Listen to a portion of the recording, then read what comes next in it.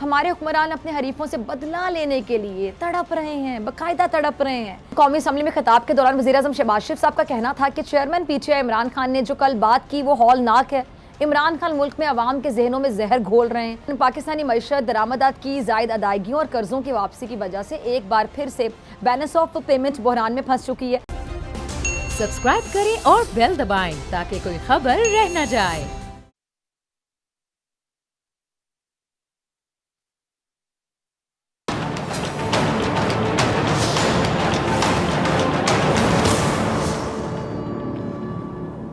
अस्सलाम वालेकुम नाज़रीन, मैं हूं डॉक्टर फ़िज़ा अकबर खान और मैं हूं पाकिस्तान और आप देख रहे हैं पाकिस्तान के सबसे बड़े न्यूज़ चैनल का नंबर 1 प्रोग्राम ऐसे नहीं चलेगा। किसी मुल्क के रहनुमा 2 दहाइयों से ज़्यादा वक्त जेल में गुजारने के बाद बिल आखिर अपने मुल्क के हुक्मरान बन गए। अपनी सिक्योरिटी टीम के साथ शहर घूमने गए। अच्छा, रास्ते में एक होटल में खाना खाने बैठ गए। वहाँ उन्होंने एक आदमी को देखा जो अपना खाना आने का इंतज़ार कर रहा था। अच्छा, मुल्क के नए हुक्मरान ने अपने सिक्योरिटी ऑफिसर से कहा कि उस शख्स से कहें कि अपना खाना लेकर हमारी मेज़ पर आ जाए, यहीं पे बैठ के हमारे साथ खाए।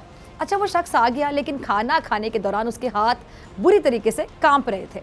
जब वो खाना ख़त्म करके चला गया तो हुक्मरान के सिक्योरिटी ऑफिसर ने कहा कि ये शख्स बीमार लगता था क्योंकि उसके हाथ मुसलसल कांप रहे थे, उसकी हालत भी ठीक नहीं लग रही थी। ये सुनकर हुक्मरान ने जवाब दिया कि नहीं, ये बीमार नहीं है बल्कि डरा हुआ था। और ये शख्स इसलिए डरा हुआ था क्योंकि उसको ये लग रहा था कि शायद मैं उसके साथ वही सलूक करूँगा जो ये मेरे साथ जेल में करने का आदी था। उस हुक्मरान ने अपनी बात को जारी रखते हुए कहा कि मैं जिस जेल में कैद था ये वहाँ पे गार्ड था। ये मुझ पर शदीद तशद्दुद किया करता था। जब मैं निढाल होकर पानी मांगता ये मेरे सर पर गंदगी फेंक देता था। और आज इसके हाथ इसलिए कांप रहे हैं कि मैं हुक्मरान बन गया और इसलिए इसे लगा कि मैं शायद इससे इंतकाम ले लूँगा। अच्छा, लेकिन इंतकाम जो है वो एक ऐसा जज्बा है जो कौम की तामीर में मदद देने के बजाय उसे बर्बादी की तरफ ले जाता है, जबकि सब्र और सिला रहमी का जो जज्बा है ये कौम की तामीर में मदद देता है। उस हुक्मरान ने अपनी बात मुकम्मल करते हुए एक तारीखी सच इन अल्फाज में बयान किया कि कमज़ोर शख्सियत के लोग माफ़ करने में ताख़ीर से काम लेते हैं, जबकि मजबूत किरदार के लोग माफ़ करने में देर नहीं करते। अब नाज़रीन, यही कहानी है। अगर इसको देखा जाए तो आपको पता चलेगा कि कमज़र्फ़ इंसान अपने दुश्मन को माफ़ नहीं करता बल्कि मौका देखकर अपने दुश्मन से इंतकाम लेने की कोशिशों में लग जाता है। और जिसका ज़र्फ़ बड़ा होता है वो ताकतवर होने के बावजूद अपने बड़े से बड़े दुश्मन को भी माफ़ कर देता है। और माफ़ करना कमज़ोरी नहीं है, अगर देखा जाए माफ़ वही कर सकता है जो मज़बूत हो, क्योंकि माफ़ करना आसान भी नहीं है ना। माफ़ वो कर सकता है जो मज़बूत हो, और माफ़ करना कमज़ोरी नहीं बल्कि ताकत की अलामत होती है। अच्छा, इससे जो शर है, शर नहीं बल्कि खैर फैलती है। लेकिन अलमिया कह लें कि हमारी जो सियासत है वह माफ़ी नाम की कोई चीज़ मौजूद नहीं। आपको नज़र आती है माफ़ी नाम की कोई चीज़? मौजूदा सूरत हाल को देख लें। हमारे हुक्मरान अपने हरीफों से बदला लेने के लिए तड़प रहे हैं, बाकायदा तड़प रहे हैं। बदला लेने के लिए हर तरह की कोशिश करें कि किस तरह पुराने बदले लिए जाएं, किस तरह इंतकामी कार्रवाइयों का आगाज़ किया जा रहा है। पहले इमरान खान साहब को फॉरेन फंडिंग के जरिए आउट करने की कोशिश, फिर फराह खान के मामले से जोड़कर उनको सियासत की दौर से बाहर करने का प्लान, और अब इमरान खान पर मुल्क दुश्मनी का इल्ज़ाम लगाया जा रहा है, मुल्क दुश्मनी का इल्ज़ाम। लेकिन इसके बावजूद इमरान खान की मकबूलियत कम होने की बजाय बढ़ती चली जा रही है। कैसे? आज इमरान खान ने जगह खिताब करते हुए मुखालिफिन को किस तरह मुँह तोड़ जवाब दिया, ज़रा सुनिएगा। सुना आपने खान साहब को, वो वज़ीर-ए-आज़म शहबाज शरीफ और नवाज शरीफ को ललकार रहे थे और उन्होंने दोनों रहनुमा को मुखातिब करते हुए उन्हें मीर जाफ़र और मीर सादिक करार दिया और ये कहा कि जी उनका एक ही मुतालिबा है कि फौरी इलेक्शन करवाया जाए। अब इमरान खान बाकायदा तौर पर इंतखाबी मुहिम पर निकल पड़े हैं। लग ऐसा रहा है कि इमरान खान अपनी जमात को पहले से भी ज़्यादा मुनज़्ज़म करके इलेक्शन में जाने की तैयारियाँ कर रहे हैं। अच्छा, जैसा कि इमरान खान बड़े बड़े जलसे करके अपनी भरपूर अवामी ताकत का मुजाहिरा करके मुखालिफिन की नींदें हराम कर रहे हैं, वहीं पे वो शहबाज शरीफ पर ताबड़तोड़ हमले भी कर रहे हैं। कल उन्होंने एबटाबाद जलसे से खिताब में क्या कहा, ज़रा दूसरा क्लिप चलाइएगा टीम जी। तो सुना आपने इमरान खान को, वो कह रहे हैं कि पाकिस्तानी कौम कभी बैरूनी साजिश के तहत मुसल्लत की गई हुकूमत को तस्लीम नहीं करेगी। पाकिस्तान की मुंतखब हुकूमत को साजिश करके हटाया गया। इस साजिश में मुकामी जो मीर जाफ़र हैं, मीर सादिक हैं, और उन्होंने उनका साथ दिया। शहबाज शरीफ कहते हैं कि कपड़े बेचकर गंदम की कीमत कम करेंगे। मैं कहता हूँ शहबाज शरीफ ड्रामे बंद करें, कौम का लूटा हुआ पैसा वापस करें, चीज़ों की कीमत खुद कम हो जाएगी। हम रूस से 20 लाख टन गंदम हासिल करना चाहते थे, हम रूस से 20% कम रेट पर पेट्रोल और डीजल हासिल करना चाहते थे। अब इमरान खान हुकूमत के जो जाबिराना और आमिराना तर्ज है वो अपनाने के बावजूद अपने अज़्म और हौसले को बुलंद किए हुए हैं। तभी तो इमरान खान अपने मुखालिफिन को पैगाम दे रहे हैं कि वो जितनी मर्जी कोशिश कर लें, जितने मर्जी जो हैं वो कंटेनर खड़े कर लें, 20 लाख लोगों का समंदर हर सूरत इस्लामाबाद आएगा। और यही वजह है कि हुकूमत बुखलाहट का शिकार होकर अब इमरान खान के गिरद घेरा तंग करने की कोशिश कर रही है। अच्छा, इस बार मुल्क दुश्मनी को इमरान खान के खिलाफ बतौर हथियार के तौर पर इस्तेमाल किया गया। और नाज़रीन, इस हुकूमत से कोई उम्मीद नहीं कि वो इमरान खान पर मजीद केस बना दे, क्योंकि तौहीन मज़हब का केस बिला जवाज़ और बेबुनाद बनाया गया और अब हुकूमत इमरान खान पर मुल्क दुश्मनी का इल्ज़ाम भी लगा रही है। अब आप मुलाहिज़ा कीजिए कि वो शख्स जिसने अमेरिका की आंखों में आंखें डालकर बात की, जिसने भारत को भी दो टोक पैगाम दिया, मकबूजा कश्मीर का मुकदमा गैरों की सरजमीन पर जाकर लड़ा, उस पर मुल्क दुश्मन होने के फतवे लगाए जा रहे हैं। अब आप मुलाहिज़ा कीजिए कि शहबाज शरीफ इमरान खान पर बड़ा इल्ज़ाम मुल्क दुश्मनी का लगा रहे हैं और इसी तरह जरदारी साहब भी मुल्क को 2 हिस्सों में तकसीम करने की कोशिश का इल्ज़ाम इमरान खान पर लगा रहे हैं। इमरान खान के खिलाफ ये झूठा बयानिया पहले से नहीं बल्कि एकदम बनाया गया, रातों रात बनाया गया, क्योंकि इमरान खान के मुकाबले में हुकूमत के पास कोई बयानिया है ही नहीं। इसी वजह से मरियम नवाज को खाली जलसों से खिताब करना पड़ता है। शहबाज शरीफ कारकर्दगी पर फोकस करने के बजाय इमरान खान पर तनकीद करने में बाकायदा मसरूफ नजर आते हैं। इस वक्त हुकूमत का फोकस है तो सिर्फ और सिर्फ ये है कि किस तरह इमरान खान और हक सच की जो आवाज़ है उठाने वालों को दबाया जाए। इसलिए फवाद चौधरी वो कुछ कह रहे हैं, ज़रा सुनिएगा। जी, तो सुना आपने फवाद चौधरी को, कह रहे हैं कि जो मौजूदा हुकूमत हिटलर बन चुकी है, इसलिए इमरान खान की ज़बान बंदी की कोशिश की जा रही है। चनाज़ आज शहबाज शरीफ की हर तकरीर में इमरान खान पर तनकीद के अलावा कुछ नहीं है। क्यों? क्योंकि महंगाई और मईशत इनके बस से बाहर हो चुकी है, इसलिए इमरान कार्ड खेला जा रहा है। और यही इल्ज़ाम शहबाज शरीफ और उनके हमनवा इमरान खान पर लगाते थे कि इमरान वज़ीर आज़म बनने के बाद भी कंटेनर की सियासत कर रहे हैं। आज यू टर्न का ताना देने वाले खुद यू टर्न पर यू टर्न लेते चले जा रहे हैं। अच्छा, अब ये जो पीका एक्ट है इसी को देख लें। नून लीग इस एक्ट को मीडिया और सहाफ़ियों के गले का फंदा करार देती थी, ऐसा ही है ना? लेकिन आज सितम देखिए कि इस एक्ट को हुकूमत के खिलाफ बोलने वाले सहाफ़ियों के खिलाफ इस्तेमाल किया जा रहा है, उसी एक्ट को जिसके बारे में पहले क्या राय थी इनकी। अब शहबाज शरीफ की क़यादत में नून लीग हुकूमत ने सहाफ़ियों के खिलाफ इंतकामी कार्रवाइयाँ शुरू कर दी हैं। मारूफ सहाफ़ी समी इब्राहिम साहब के खिलाफ FIA ने तफ्तीश का आगाज़ कर दिया है। मुकदमा दर्ज करके समी इब्राहिम को 13 मई को तलबदी कर लिया गया। जांच के बाद FIA को अपील वापस लेने का कहा गया।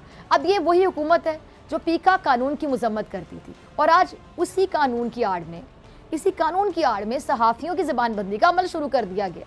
यानी पीका कानून PTI हुकूमत के दौर में अगर है तो हराम, और अगर ये लोग इसी कानून का इस्तेमाल करें तो हलाल है। आज मरियम औरंगज़ेब कहाँ गई? शहबाज शरीफ और मौलाना फजलुर रहमान साहब इमरान खान के दौरे हुकूमत में सहाफ़ियों के साथ इजहार यकजहती करने के लिए, आपको याद होगा, उनके घर जाकर पॉइंट स्कोरिंग किया करते थे। वो इजहार यकजहती था, पॉइंट स्कोरिंग था, सियासत चमकाना था, आप खुद फैसला करने। और अब यही लोग अपने खिलाफ उठने वाली आवाज़ को खामोश करवाने पर तुले हुए हैं। अब ये क्या नाज़रीन, इसका भी फैसला आप कर लें। अब सिर्फ हुकूमत ये चाहती है, ये जो हुकूमत है सिर्फ ये चाहती है कि जो इनके मनपसंद सहाफ़ी हैं उनके अलावा कोई ना बोले। लेकिन आज शहबाज शरीफ का ऐवान में ज़्यादा बोलना खुद उनके लिए महंगा पड़ गया। सुनिएगा, सुना आपने शहबाज शरीफ साहब को। शहबाज शरीफ खुद मान गए कि इमरान खान की हुकूमत को धमकी दी गई। शहबाज शरीफ ने तो PTI के मौक़िफ़ की एक तरह से तस्दीक कर दी कि जी अमेरिका से धमकी आमेज़ ख़त आया था। अब ऐसे में शहबाज शरीफ का ये बयान मुत्तहिदा हुकूमत को और ज़्यादा बैकफुट पर ले जाएगा। अब हर तरफ से हुकूमत मायूस है और इसीलिए अब इमरान खान पर मुल्क दुश्मनी के इल्ज़ामात लगाए जा रहे हैं, क्योंकि हुकूमत को ये है कि महंगाई और मईशत के मसलों पर काबू पाना उनके बस की बात नहीं है। और इसी वजह से हमाद अज़हर शहबाज शरीफ और उनकी मुआशी टीम की कह लें कि क्लास ले रहे हैं। ज़रा देखिएगा, सुनिएगा। ये तो सुना आपने हमाद अज़हर को, क्या कह रहे थे कि आज लीमू 1000 रुपये से 1200 रुपये में फ़रोख्त हो रहे हैं और मईशत से कोई अच्छी खबर नहीं आ रही है। आज ही की खबर कि पाकिस्तान स्टॉक एक्सचेंज में शदीद मंदी का रुझान और KSE जो 100 इंडेक्स है उसमें 1500 से ज़ायद पॉइंट्स की कमी देखी गई है, जबकि रुपए के मुकाबले में डॉलर की परवाज़ मुसलसल बुलंद होती चली जा रही है। मुतल्लिका इदारों की जानिब से कोई निगरानी न होने की वजह से मुर्गी के गोश्त की कीमत 620 से 670 रुपये फ़ी किलो तक पहुंच चुकी है और शहबाज शरीफ के पास परफॉर्मेंस दिखाने को कुछ है ही नहीं। इसीलिए वो इमरान खान पर रोज़ नित नए इल्ज़ाम लगाकर अपनी सियासत को जिंदा रखने की नाकाम कोशिश कर रहे हैं, यानी इमरान कार्ड खेला जा रहा है। अब मेरा शहबाज शरीफ साहब आपसे एक सवाल है, आप लोग कहा करते थे कि आपके पास काबिल बंदों पर मुश्तमिल मुआशी टीम है जो इक़्तिदार संभालते ही शायद जिस दिन इक़्तिदार मिलेगा उसी दिन से शायद इक़्तिदार संभालते ही मईशत को पहले की तरह तंदुरुस्त कर देगी। क्या शहबाज शरीफ साहब की ये तैयारी थी कि उन्हें गंदम की कीमत कम करने के लिए कपड़े बेचने पड़ जाएं? आज हर चीज़ का रेट दुगना हो गया है, जबकि इमरान खान ने महंगाई के बावजूद अशिया की कीमतों को कम तर सतह पर रखने की हर मुमकिन कोशिश की। पेट्रोल की कीमत ना बढ़ाने को ये लोग क्या कहते थे, सियासी पॉइंट स्कोरिंग कहा करते थे। ऐसा ही था ना। अब खुद क्या यही काम नहीं कर रहे, यही काम कर रहे, अब इसको क्या कहें। और एक से इमरान खान की वजह से, इमरान खान ने मईशत के हवाले से मुश्किल फैसले किए, लेकिन उस हुकूमत को यही नहीं पता कि ये जो पेट्रोल है इसका रेट कम करना है या बढ़ाने से हुकूमत को पता ही नहीं है। अब इसलिए शेख रशीद हुकूमत को मशवरा दे रहे हैं। क्या मशवरा दे रहे हैं कि जी वो बात को ना बढ़ाए, नए इलेक्शन की तरफ चली जाए। शायद ये वाहिद हल है। ज़रा सुनिएगा शेख साहब। सुना आपने शेख साहब को, क्या कह रहे हैं कि जी अब बात इलेक्शन की तरफ जा रही है, अब इलेक्शन होने वाले हैं। अगर देखा जाए नाज़रीन तो नए इलेक्शन करवाने में ही शायद सब मसलों का हल है, क्योंकि एक तरफ मरियम नवाज़ और शहबाज शरीफ इमरान खान से ज़्यादा एक दूसरे पर तनकीद के तीर बरसाते हुए नजर आते हैं। मरियम नवाज़ ने शहबाज शरीफ को टारगेट करते हुए इमरान खान को कोट करते हुए कहा कि इमरान खान शहबाज शरीफ को चेरी ब्लॉसम और बूट पॉलिश करने वाला कहता है। यानी मरियम को ये कहना तो नहीं चाहिए था ना, क्योंकि इस बात की कोई लॉजिक थी ही नहीं।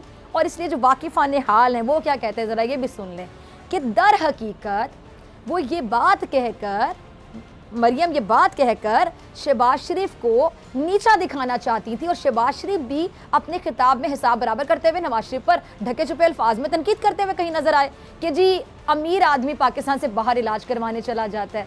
अब इस वक्त लंदन कौन इलाज की गर्ज से बाहर गया हुआ है, इसके लिए मेरे ख्याल से ज़्यादा सोचने की ज़रूरत ही नहीं है, ज़्यादा समझाने की भी ज़रूरत नहीं है। यानी इस वक्त ये अगर कहा जाए कि इस वक्त नून लीग का मुकाबला, नून लीग मद्दे मुकाबिल नून लीग का मुकाबला नून लीग से चल रहा है। अच्छा, एक मुकाबला मौलाना का भी है, मौलाना का पीपल्स पार्टी और नून लीग से चल रहा है। मौलाना का मुकाबला पीपल्स पार्टी और नून लीग से चल रहा है। खबर क्या है कि मुस्लिम लीग नून ने पीपल्स पार्टी को सदर ममलिकत और चेयरमैन सेनेट के ओहदे के लिए ग्रीन सिग्नल दे दिया, जबकि मौलाना फजलुर रहमान साहब सदर ममलिकत का ओहदा ना मिलने पर दोनों जमातों से नाराज़ हो गए। आपको पता है वो तो सदर ममलिकत बनना चाहते थे।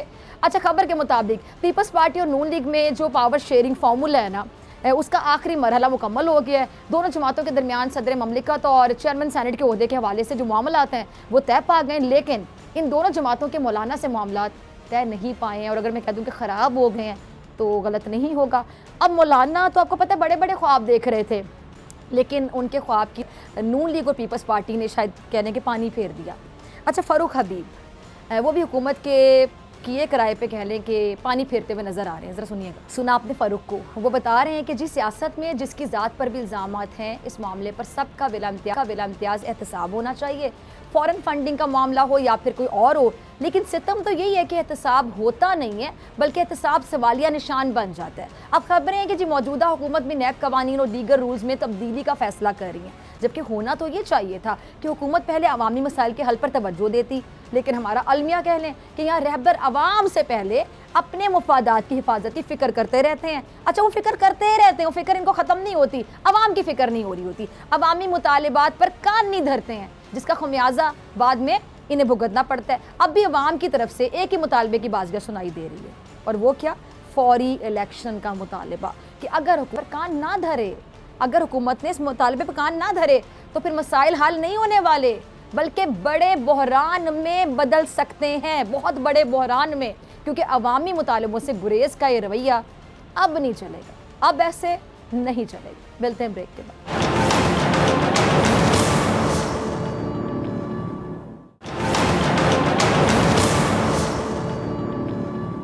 जी वेलकम बैक नाजरीन। कौमी असम्बली में खिताब के दौरान वज़ीर आज़म शहबाज शरीफ साहब का कहना था कि चेयरमैन पीटीआई इमरान खान ने जो कल बात की वो हौलनाक है। इमरान खान मुल्क में अवाम के जहनों में जहर घोल रहे हैं। जबकि इसके जवाब में इमरान खान ने वज़ीर आज़म शहबाज शरीफ को मुखातिब किया और कहा कि शहबाज शरीफ ने मुझ पर फौज मुखालिफ बयानात देने का इल्ज़ाम लगाया। इसका जवाब कल जेलों में होने वाले अवामी जलसे में दूंगा। इस पर बात करने के लिए मेरे साथ मौजूद है सीनियर रहनुमा तहरीक इंसाफ कंवल शोज़ेब साहिबा। कंवल, बहुत शुक्रिया वक्त देने के लिए।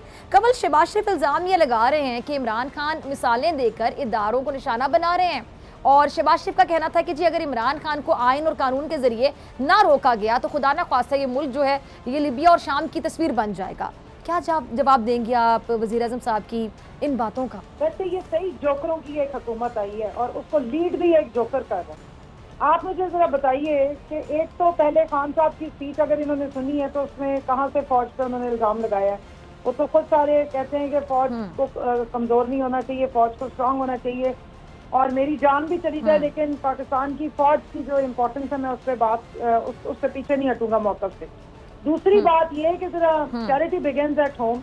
ये मोहतरम प्राइम मिनिस्टर साहब अपने भाई मोहतरम जो भगोड़े साहब है नवाज शरीफ, उनकी जरा पिछले साल की स्पीचेस पीडीएम के फोरम से उठा के जरा सुनना पसंद करेंगे और उस पर कुछ बताना पसंद करेंगे कि उस वक्त वो क्या इंडिया की फौज पे बात कर रहे थे या इसराइल की फौज पे बात कर रहे थे, जब वो नाम ले लेकर जनरल बाजवा का और चीफ ऑफ आर्मी स्टाफ को मुखातिब करके इल्जामात लगा रहे थे और DGISI का तो नाम अभी इनकी जो साबिक DGISI है इनकी भतीजी साहबा ने अभी 3 दिन पहले फतेह जंग में उन पर डायरेक्ट इल्जामात लगाए।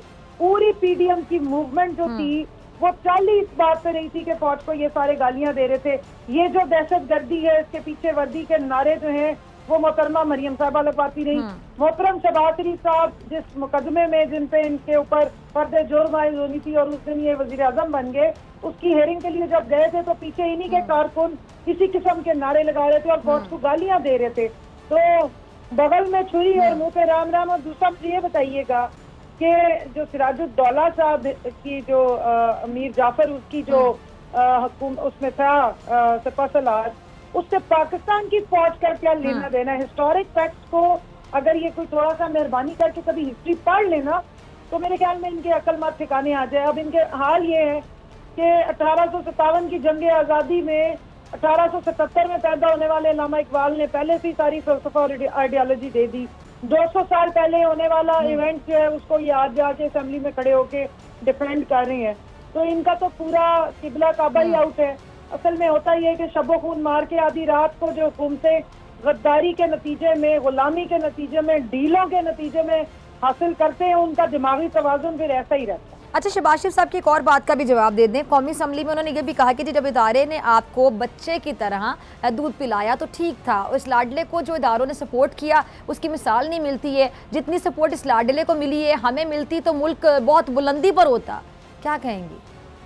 एक तरफ लाडला कह रहे हैं, दूसरी तरफ कह रहे हैं कि वो अटैक कर रहे हैं। पहले इनसे कहें समझ लें, सीख लें, सुन लें और डिसाइड कर लें कि लाडला है कौन असल में।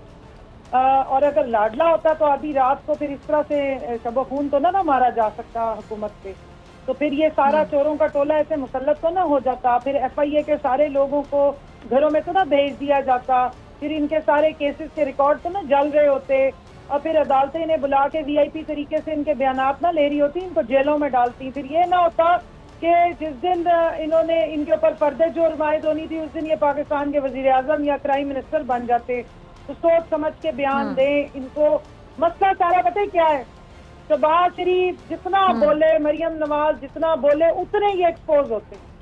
और मसला सारा एक ये भी है कि जिनके बारे में कोई भी बात ना कर रहा और ये उनको खुद ही वैसे ही खड़ा करके नंगा कर देते। तो अच्छा है, ये प्राइम मिनिस्टर जितना असेंबली में खड़ा होकर बोलेगा किसी और को कुछ बोलने की जरूरत ही नहीं पड़ेगी इंशाल्लाह ताला। ये खुद ही वो जो बैगर्स आर नॉट चूजर्स और वेंटिलेटर और क्या कहते हैं ड्रिपें, उसने ही पूरी पहले ही जो साजिश थी उसको एंडोर्स कर दिया। आज उसने खड़े होकर मान लिया कि जो मरासला आया था वो भी असली है, जबकि इनकी भतीजी साहबा कहती है कि ऐसा कुछ नहीं। साथ में उसने ये भी मान लिया कि उसमें धमकी भी दी गई है और साथ कह रहे कौन सी गद्दारी हुई है। तो मैं आपको सिर्फ क्लियर कर दूं, धमकी जो है ना वो खुददारों और गैरतमंदों को जाके लगती है, जिनकी कोई गैरत शर्म ही ना हो, जो वैसे ही बिके हुए गुलाम हो, जिन्होंने पहले ही ढीलें ली नहीं हो, जिनकी सारी हराम की कमाई बाहर पार, तो उनको कोई ना धमकी असर करती, उनको तो पावों में वैसे ही लेटना होता है। तो अच्छा है ये जो खाली ऐवान था ना जिसमें इस सिलेक्टेड कठपुतली के आसपास अपने वुज़रा भी पूरे नहीं बैठे हुए थे उस ऐवान में, उसमें ये जितना बोलेगा उतना आवाम को मजीद पता लगेगा कि साजिश हुई कैसे थी और मुदाखलत कैसे हुई। अच्छा, एक बात आपने जिक्र किया जिस बात का, कवल शहबाज शरीफ साहब ने ऐवान में आज खुद एक बात तस्लीम कर ली है कि जिस साबिका हुकूमत को धमकी मिली थी, अब उनका ये बयान डगमगाती हुकूमत के लिए कितना नुकसानदेह साबित हो सकता है और यकीनी तौर पे तहरीक इंसाफ का बयानिया पहले से भी ज़्यादा मजबूत हो जाएगा। उनको ना उनकी वो ऑडियोज और वीडियोज दोबारा निकाल के ना सोशल मीडिया याद करा दे, आपके तवज्जुह से कह रही हूँ, जिसमें वजीर आजम जो शबो खून मारने के बाद जो बनना था उससे पहले इस शख्स ने बयान दिया था कि अगर ये जो मुरासला है ये सच साबित हो जाए तो मैं इमरान खान के साथ खड़ा हो जाऊंगा। दूसरी दफा इस शख्स ने जब वजीर आजम बना है और अपनी तकरीर कर रहा था तो उसको कहा था कि अगर ये मुरासला सच्चा साबित हो जाए और उसमें धमकी का अंसर साबित हो जाए तो मैं जिस तरह करता है मैं इस्तीफा दे दूंगा। तो ये तो झूठों का टब्बर है, पूरा शरीफों का टब्बर ही झूठों का है। वो बेटी भतीजी इसकी जो है वो शाम को रात को जो बेचारे किराए के बंदों को बुला के बत्तियां जला के और अगले दिन फोटोशॉप वो जो जलसों की तस्वीरें डालती है वो अभी भी कह रही है ऐसे ही ड्रामा लगाया हुआ है। तो ये मुरासला इनके हवासों पे छाया हुआ है। अब अल्लाह खैर करे, मुरासले में धमकी तक तो मान गए हैं, मुरासला तो पहले ही मान चुके थे क्योंकि 38 नेशनल सिक्योरिटी कमेटी की मीटिंग को चेयर करने वाला यही प्राइम मिनिस्टर है, तो जाहिर है मिनट्स भी वही आए हैं। और साजिश कभी ये नहीं होती कि हम आपके लिए मुतला किया जाता है कि साजिश कर रही हैं। साजिश के पहलुओं से ही अंदाजा होता है। जब मुस्लिम मुदाखलतों को आप कनेक्ट करते हैं और धमकी भी आज ये मान बैठा है तो फिर आपको अंदाजा हो जाएगा कि साजिश कैसे हुई थी और उसके नतीजे में किस तरह आधी रात को चलती हुकूमत और तरक्की करता माशी तरक्की करता पाकिस्तान जो है उसको दोनों को चूल्हे में झोंका गया। ठीक है। अच्छा कबल, इमरान खान 20 मई के बाद कभी भी इस्लामाबाद मार्च की कॉल दे सकते हैं। अगर मार्च के वक्त हुकूमत ने आमिराना रवैया अपनाया, लोगों को शहर इक़्तिदार पहुंचने से रोकने की किसी किस्म की कोशिश की, तो फिर उस वक्त आप लोगों की क्या हिकमत अमली होगी? कुछ सोच रखा है? देखिए फिजा, ये है ही प्राइम मिनिस्टर की और एक इम्पोर्टेड जाली हुकूमत। इंटीरियर मिनिस्टर उन्होंने राना सनाउल्लाह मॉडल टाउन पे कत्ल करने वाले शख्स को लगाया है। धमकियां अभी से मिल रही हैं, जारियाना जो तरीकेकार है वो अभी भी अपनाया हुआ है। सोशल मीडिया पे जो एक्टिविस्ट हैं उनको उठा के और अंदर बंद कर रहे हैं। पहले बातें करते थे, FIA को इस्तेमाल इस तरह करें। कल इन्होंने ओवरसीज को धमकी दे दी है कि हम रेड वारंट जारी कर देंगे इंटरपोल के थ्रू और यहाँ पे हम उनके लिए ECL में नाम डाल देंगे। शर्म करें आप, ये FIA आपके घर की बांधी है, आपको शर्म आनी चाहिए। आप इस तरह की हरकतें करें। वो तो हमें पता है कि जारियत होनी है, लिस्टें भी बनाई हुई है, हमारे सबके नाम भी डाले हुए हैं, हाउस अरेस्ट के भी इनके सारे ड्रामे। पाकिस्तान में इस वक्त कोई जमहूरियत नहीं है, पाकिस्तान में इस वक्त कोई लीगल हुकूमत नहीं है। इस वक्त चोरों का एक टोला है जो आधी रात को चोर दरवाजे से मुसल्लत हुआ है और उनका वाहिद एजेंडा है कि अपनी सारी चोरियों के निशान मिटाने हैं। अल्लाह मियाँ गरीब रहमत करें डॉक्टर रिजवान साहब को और उनकी फैमिली को। मेरी उनके साथ दिली हमदर्दी है, जिनको 1 साल पहले हमजा शहबाज धमकियां दे रहा था, फिर उनको फारिग करके घर भेजा गया और आज उनका इंतकाल हो गया। मैं समझती हूँ कि उनकी जो फैमिली है उसको डिमांड करनी चाहिए कि उनके सारे टेस्ट होने चाहिए फोरेंसिक। वैसे तो ये हर चीज़ पे कंट्रोल कर लेते हैं और लेबॉर्ट्रियों को भी खरीद लेते हैं। इन्हीं लेबॉर्ट्रियों से तो नवाज शरीफ साहब के प्लेटलेट नीचे ऊपर होते रहे हैं और उनको करीबुल मर्द डिक्लेयर करके बाहर भेजा गया था। लेकिन बहरहाल मेरी उनके साथ दिली हमदर्दी है। ठीक है कवल, FIA को तो उन्होंने घर की बांधी बना दी और हर बंदा जो इन्वेस्टिगेशन इनके खिलाफ किसी ने अगर कोशिश की थी तो उसको जो है वो निशाने इबरत बना रहे हैं।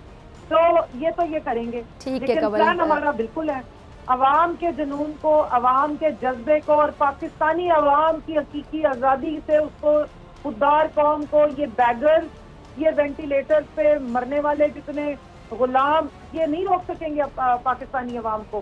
सारी अवाम तैयार बैठी है इस गुलामी के तौक में। इन्होंने जाना है जरूर जाएं क्योंकि इनकी जायदादें हैं और बच्चे सब बाहर हैं और ये गुलामी करें। लेकिन पाकिस्तानी कौम खुददार है, हम पेट पे पत्थर जरूर बांधेंगे, भूख बर्दाश्त कर लेंगे, लेकिन इस तरह की गुलामी और इस तरह के चोरों को बिल्कुल मुसल्लत नहीं होने देंगे। ठीक है कवल, बहुत शुक्रिया आपके वक्त के लिए। नाज़रीन, आपसे ब्रेक के बाद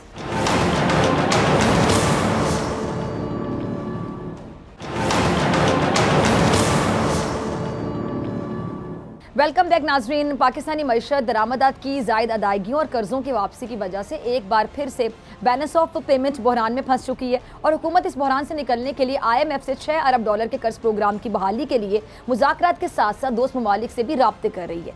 अब इन हालात को देखते हुए एक सवाल पैदा होता है, वो क्या कि नवाज लीग और PDM ने हुकूमत में आने से पहले क्यों कोई स्ट्रैटेजी, हिकमत अमली नहीं बनाई। मौजूदा मईशत की जो सूरत है उस पर बात करने के लिए मेरे साथ मौजूद मेहमान मौजूद हैं, किसी तारुफ के मोहताज नहीं, साबिक तर्जुमान वज़ारत ख़जाना माहिर माशियात मुजम्मिल असलम साहब। मुजम्मिल, बहुत शुक्रिया आपका वक्त देने के लिए। मुजम्मिल, सबसे पहले बात करेंगे पेट्रोल मसनूआत की कीमतों की। तो जो वज़ीर तवानाई है खुर्रम दस्तगीर साहब, वो क्या कहते हैं कि जी पेट्रोल मसनूआत की जो कीमत है उस पर इत्तेहादियों से मुशावरत कर रहे हैं। और वज़ीर ख़जाना मिफ्ता इस्माइल साहब कहते हैं कि जी सिर्फ रवा माह पेट्रोल और डीजल की मद में हुकूमत को 118 अरब का नुकसान हो रहा है। मौजूदा हुकूमत इतनी कन्फ्यूज़ क्यों मुज़म्मिल, क्यों ये फैसला नहीं कर पा रही है, क्या वजह है?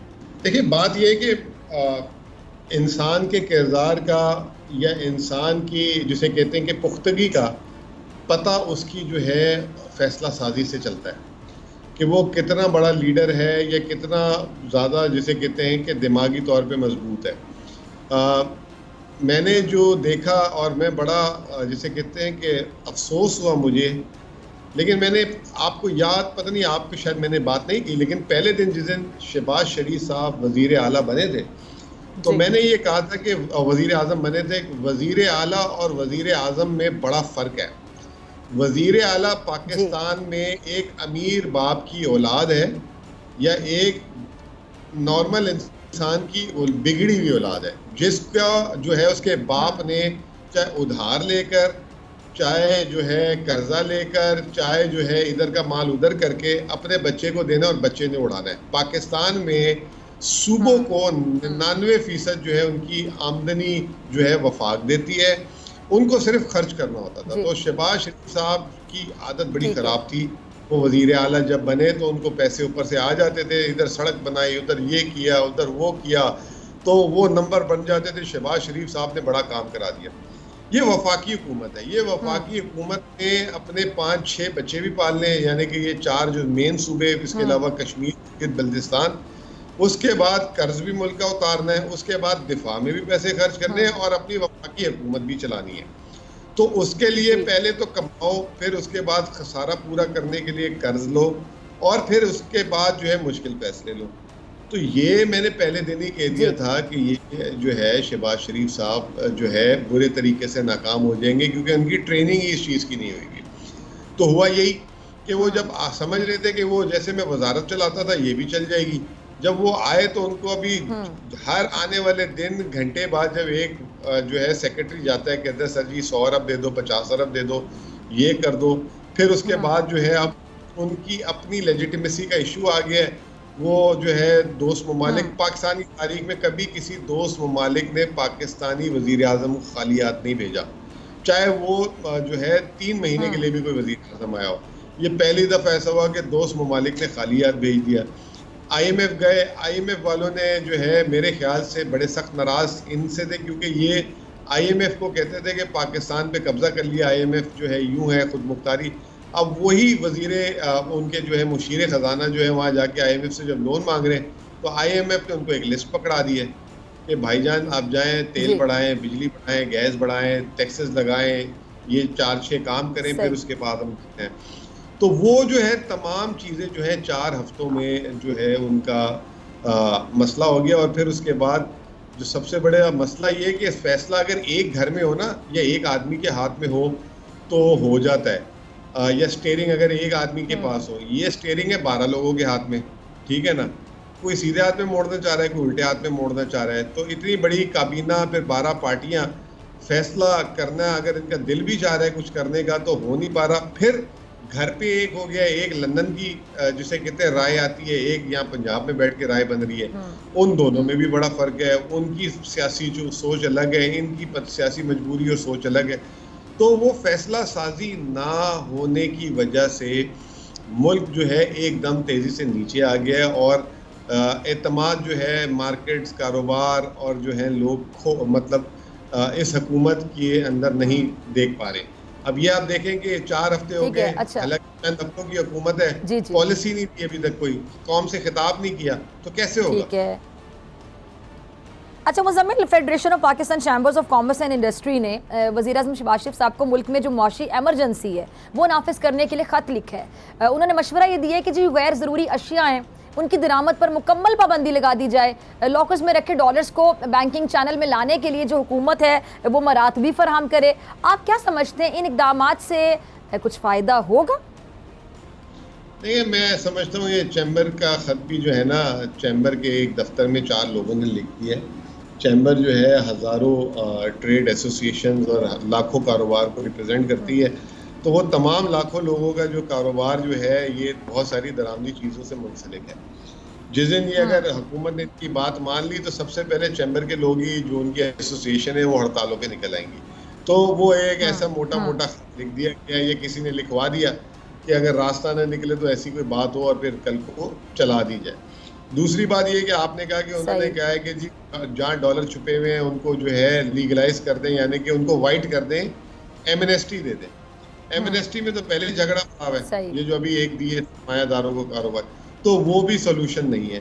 तो सोल्यूशन सिर्फ ये है, मुश्किल फैसले, सियासत को पॉलिटिक्स से अलग करें और सच को सच बताएं, झूठ को झूठ बताएं। किसी को गंदा करने के लिए जो है, एक दूसरे को गंदा करने के चक्कर में आप फैसले लेट कर रहे हैं और उससे मुल्क को नुकसान पहुंच रहा है। और ये फैसला करने की मैं नहीं समझता कि हुकूमत का सलाहियत ये जो है केयर टेकर के हवाले करें, वो मुश्किल फैसले करें, एक साफ सुथरा जो है फैसले मुश्किल केयर टेकर करके जो इलेक्शन जीते उसको मुल्क को बढ़ा दें। ठीक है। अच्छा मुज़म्मिल, इमरान खान की हुकूमत पे बड़ी तनकीद होती थी कि जी आटा महंगा हो गया, गरीब आदमी जो बेचारा मर रहा है, लेकिन शहबाज हुकूमत के आते ही पंजाब और KPK में आटे की जो कीमतें हैं आपने देखा कि काबू से बाहर हो गई हैं, शहरी बाकायदा सर पकड़ कर बैठ गए हैं। अब तो इनकी जो तजर्बाकार हुकूमत है वो आ गई है, तो फिर क्यों नहीं कंट्रोल कर पा रहे हैं? वही सवाल कि क्या हिकमत अमली नहीं थी, और जब इमरान खान साहब को घर भेजने की जल्दी थी तो तब सबसे बड़ा इशू तो यही था, जब PDM बनी थी, सड़कों पर आना है, इमरान खान को हटाना है, क्योंकि आवाम मारी गई, महंगाई हो गई, बेचारी आवाम क्या करे, रोटी को तरस गए हैं, पानी नहीं पी सकते, क्या करे आवाम। तो आप महंगाई का इशू बना के आप लोगों ने आवाज़ उठाई थी ना, अब महंगाई को तो कंट्रोल कर लें सबसे पहले। देखिए नहीं कर सकते। अब ये जो जैसे ये 12 जमातों का कुंभा एक जगह खड़ा हुआ है, किसी का मफाद जो है चीनी के साथ लगा हुआ है। आपको पता है चीनी वाले लोग भी एक तरफ इकट्ठे हो गए। इस वक्त पाकिस्तान की चीनी का कारोबार करने वाले तमाम के तमाम इस हुकूमत के अंदर आ गए, ठीक है ना। किसी का कारोबार जो है आटे बहुत बड़े जिम्मेदार हैं, किसी का काम जो है कुछ और है। तो अगर ये 12 के 12, और आपको पता है 2 लोगों पे ये हुकूमत खड़ी हुई है, 2 या 3 वोटों पे। अगर किसी को आपने नाराज किया, फर्ज करेंगे कीमतें बढ़ी और आपने एकदम उसको नाराज कर दिया, कोई आपने एक्शन ले लिया, तो हुकूमत चली जाएगी। तो वो डर खत्म हो गया, उसकी वजह से जो है आम जिसे कहते हैं मनमानी हो रही है और कीमतें अपनी मनपसंद। मैंने तो सुना आज नींबू जो है 1200-1300 रुपए का हो गया है, जो है मुर्गी कोई 700 में कह रहा है, कोई 800 में कह रहा है। रेट ही नहीं पता लग रहा किसी चीज का क्या है, जिसका जो मुंह से निकल रहा है वो रेट। रोटी तक महंगी हो गई है। और अच्छा ये बताएं कि जो एक खबर है मुज़म्मिल के शहबाज हुकूमत अपनी मुश्किलात पे काबू पाने के लिए जो 3 दोस्त ममालिक से फौरी बेल आउट पैकेज मांग रही है, तो आपको लगता है कि इसमें हुकूमत आया कि कामयाब हो जाएगी? और अगर कोई बेल आउट पैकेज मिलता है तो इसका फ़ायदा आवाम तक पहुँचना चाहिए ना, आवाम तक पहुँचेगा? कितनी जल्दी पहुँचेगा, किस हद तक पहुँचेगा? देखिए बात ये है कि आवाम तक फ़ायदा जो है बिल्कुल पहुंचना चाहिए, पॉलिसी होनी चाहिए। लेकिन मसला ये है कि ये मामला जो है, अगर फ़र्ज़ करें कि चीन, सऊदी अरब और कोई और ममालिक पैसे दे भी देते हैं, तो ये जो है फ़ैसला साजी ना होने की वजह से वो भी पैसा जो है फ़ौरन ख़त्म हो जाएगा। तो मसला सारा आके अटक गया इस्लाहात और फैसले लेने पे। बुरा वक्त आलमी मार्केट में है। देखें सच्ची बात करनी चाहिए कि इस वक्त जो पाकिस्तान पे जो बुराई गिरी है ना, वो आलमी मार्केट में होशरुबा इजाफे एक बहुत बड़ी बुनियाद है। और दूसरा ये कि एक जिसे कहते हैं कि एकदम हुकूमत तब्दील हुई है, तो वो जो लेन देन जिसे कहते हैं हुकूमत का कारोबार, वो रुक गया है। तो ये जो है कुछ हमारा अपना किया हुआ क्राइसिस है और कुछ आलमी मार्केट से आया है। शहबाज शरीफ साहब के जो 4 हफ्ते में क्राइसिस आलमी मार्केट वाला है, वो तेज होता गया, लेकिन वो उस तरफ तवज्जो नहीं दिला रहे अवाम की। वो पिछले पे सारी कहानी डाल रहे। थोड़ा सा अगर अच्छी तरीके से ब्रीफिंग दे दें अवाम को। मैं आपको एक छोटी सी मिसाल देता हूँ। जिस दिन हमारी हुकूमत ख़त्म हुई थी, उस दिन हम 15 रुपये लीटर डीजल पे नुकसान कर रहे थे, यानी 15 रुपये का अपने ऊपर नुकसान ले रहे थे। आज की तारीख में क्योंकि आलमी मार्केट में एक डीजल की इतनी कीमत बढ़ गई, वो 75-80 रुपये हो गया। तो ये बोल देते कि जी जब वो आए थे तो 15 रुपये था, अब उस 15 से 80 हो गया। तो बीच का मैं आप अवाम पे डाल दूंगा, क्योंकि हमारे डीजल तो पैदा होता नहीं है, वो उन्होंने किया नहीं। ठीक है जी मुज़म्मिल साहब, ठीक है, वक्त की कमी है, मुझे आपका शुक्रिया अदा करना है बहुत वक्त के लिए। और नाज़रीन, इसी के साथ डॉक्टर फ़िज़ा अकबर खान को दीजिए इजाज़त। आपसे मुलाकात होगी इंशाल्लाह कल, सेम टाइम सेम चैनल। अगर ज़िंदगी ने वफ़ा की दुआओं में याद रखिएगा, अपना बहुत ख्याल रखिएगा। अल्लाह निगहबान।